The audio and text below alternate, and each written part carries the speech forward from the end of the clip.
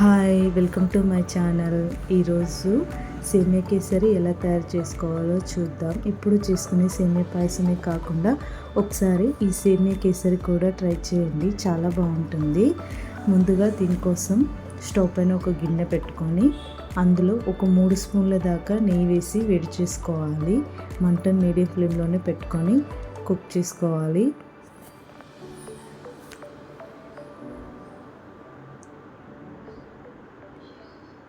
ఇప్పుడు కొన్ని బాదం పలుకులు, కొన్ని జీడిపప్పులు, ఎండు ద్రాక్ష వేసి నూనెలో వేయించుకోవాలి.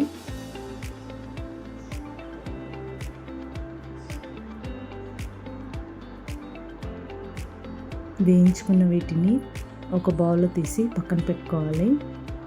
ఇప్పుడు అందులోనే ఇంకొక స్పూన్ నెయ్యి వేసి, నేను ఈ సేమియా కేసరి కోసం ఎప్పుడో తీసుకునే నార్మల్ సేమియా కాకుండా సన్నగా ఉండే సేమియాని తీసుకొని చేస్తున్నాను.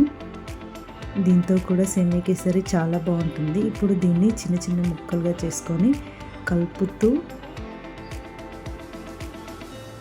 నెయ్యిలో 1 నిమిషం పాటు వేయించుకోవాలి. ఇప్పుడు సేమియా వేగిన తర్వాత తీసి పక్కన పెట్టుకోవాలి. ఇప్పుడు గిన్నెలో ఒక 1/2 లీటర్ దాకా పాలు పోసుకొని మంటను మీడియం ఫ్లేమ్లో పెట్టి పాలు మరిగించుకోవాలి.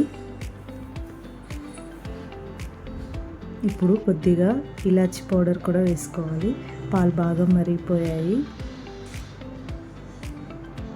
ఇప్పుడు ఫ్రై చేసిన సేమియా వేసి కలపాలి.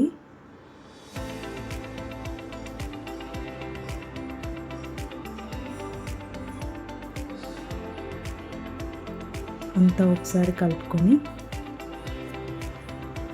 మూత పెట్టి 1 నిమిషం ఉడికించుకున్న తర్వాత సేమియా మొత్తం మెత్తగా ఉడికిపోతుంది. ఇప్పుడు 1 కప్పు సేమియాకి 1.5 కప్పు షుగర్ వేసి కలుపుకోవాలి. ఒకవేళ సేమియా తిక్కుగా అనిపిస్తే ఒక చిన్న గ్లాస్ పాలు వేసుకొని కలుపుకోవాలి.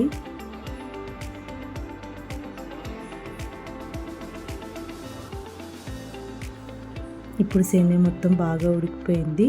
ముందుగా వేయించి